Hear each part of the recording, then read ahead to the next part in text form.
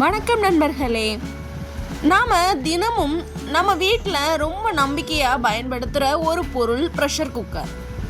காலையில் அவசரமாக சமைக்கிறதுல இருந்து ராத்திரி நேரம் வரைக்கும் நம்ம சமையலறையோட ஹீரோவே இந்த குக்கர் தான். ஆனால் அதே குக்கர் மூடியில் இருக்கிற இந்த ஒரு சின்ன ரப்பர் நம்ம குடும்பத்தோட ஆரோக்கியத்திற்கு பெரிய ஆபத்தாக மாறக்கூடும்னு சொன்னால் உங்களால் நம்ப முடியுமா? நாம் தினமும் குக்கரை சோப் போட்டு கழுவினாலும் 90% நபர் கவனிக்க தவற விடுற ஒரு இடம்தான் இந்த ஹேஸ்கட்.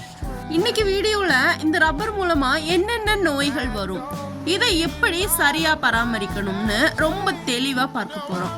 வீடியோவை கடைசி வரைக்கும் ஸ்கிப் பண்ணாமல் பாருங்கள். இடையில முக்கியமான பாயிண்ட்ஸ் எல்லாமே சொல்லியிருப்பேன், அதனால் ஃபுல் வீடியோவை ஸ்கிப் பண்ணாமல் பாருங்கள். வாங்க வீடியோக்குள்ளே போகலாம்.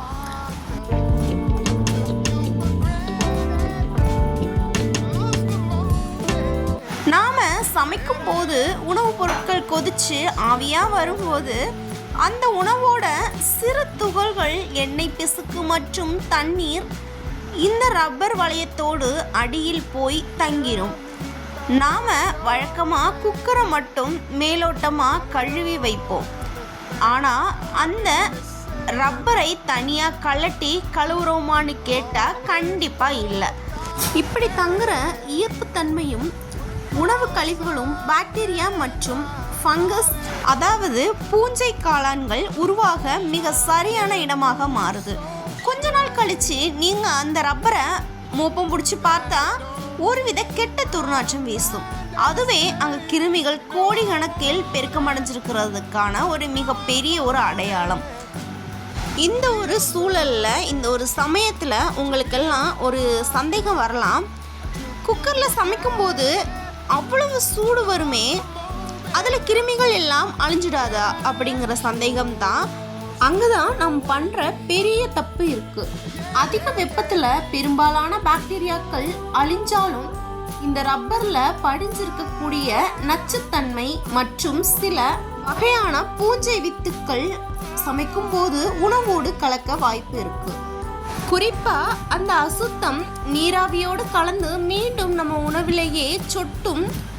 இதனால்தான் வீட்டில் சமைச்ச நல்ல சாப்பாட்டை சாப்பிட்ட பிறகு சிலருக்கு திடீர்னு வாந்தி, வயிற்றுப்போக்கு, வயிற்று வலி மற்றும் தற்காலிக உணவு நச்சுத்தன்மை ஏற்படுது.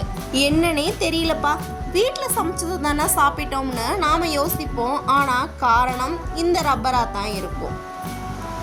இப்போ நீங்கள் நினைக்கலாம், எல்லாம் சரிதாங்க, எப்படி தான் இதை மெயின்டைன் பண்ணுறது அப்படின்ட்டு. அதை தாங்க பார்க்க போகிறோம்.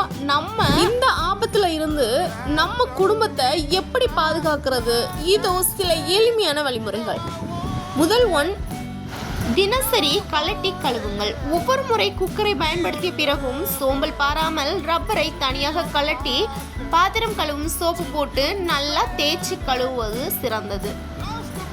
செகண்ட் ஒன், நன்றாக காய வையுங்கள். கழுவிய அப்புறம் அப்படியே தூக்கி குக்கரை மாட்டக்கூடாது. அதை நல்லா தொடச்சி காத்தோட்டமாக காய வச்ச பிறகே திரும்ப பொருத்தணும். மூன்றாவதாக, மூடியை லேசாக திறந்து வையுங்கள். சமைச்சு முடிஞ்சதும் குக்கரை பயன்படுத்தாத நேரங்களில் மூடியை இறுக்கி பூட்டி வைக்காதீங்க. லேசாக திறந்து வைக்கிறதுனால உள்ள ஈரப்பதம் தங்குறது தடுக்கப்படும். வாரத்திற்கு ஒரு முறை வினிகர் அல்லது பேக்கிங் சோடா பயன்பாடு. வாரத்தில் ஒரு நாள் வெதுவெதுப்பான தண்ணீர், கொஞ்சம் வினிகர் இல்லைன்னா பேக்கிங் சோடா கலந்து இந்த ரப்பரை 10 நிமிஷம் ஊற வச்சு கழுவுனா துர்நாற்றம் முழுசாக போயிடும். இந்த கேஸ்கட்டை எப்போ மாற்றுறது அப்படின்னு ஒரு கேள்வி இருக்கும். வெடிப்புகள் இருந்தாலும், ரப்பரில் சின்ன விரிசல் இருந்தாலும் அல்லது பிளவு ஏற்பட்டாலும் உடனே மாற்றிடணும். இரண்டாவது, துர்நாற்றம் போகவில்லை என்றால், எத்தனை தடவை கழுவினாலும் கெட்ட வாடை போகவில்லைனாலும் அதில் கிருமிகள் ஆழமாக தங்கிடுச்சுன்னு அர்த்தம். தளர்ந்து விட்டால், குக்கரில் இருந்து ஆவி சைடில் லீக்காக தொடங்கினாலே ரப்பர் தளர்ந்துடுச்சுன்னு அர்த்தம். உடனே புதிய ரப்பரை வாங்கி மாற்றுங்க. நண்பர்களே, ஆரோக்கியம்ங்கிறது பெரிய விஷயம் மட்டுமல்ல, நாம் தினசரி பயன்படுத்துகிற இந்த மாதிரியான சின்ன சின்ன பொருட்கள்லையும் நாம் காட்டுற கவனத்துலேயும் தான் இருக்குது. இன்றைக்கே இப்போவே உங்கள் சமையலறைக்கு போய் உங்கள் வீட்டில் இருக்கிற குக்கர் ரப்பர் எப்படி இருக்குன்னு செக் பண்ணுங்கள். இந்த பயனுள்ள தகவலை உங்கள் நண்பர்களுக்கும் குறிப்பாக உங்கள் வீட்டில் இருக்கிற பெண்களுக்கும் உடனே ஷேர் பண்ணுங்கள். இந்த வீடியோ உங்களுக்கு பிடிச்சிருந்துச்சுன்னா லைக் பண்ணுங்கள். நம்ம கர்ஷினி லைஃப் ஸ்டைல் சேனலை சப்ஸ்கிரைப் பண்ணுங்கள். மீண்டும் அடுத்த ஒரு பயனுள்ள வீடியோவில் சந்திக்கலாம்.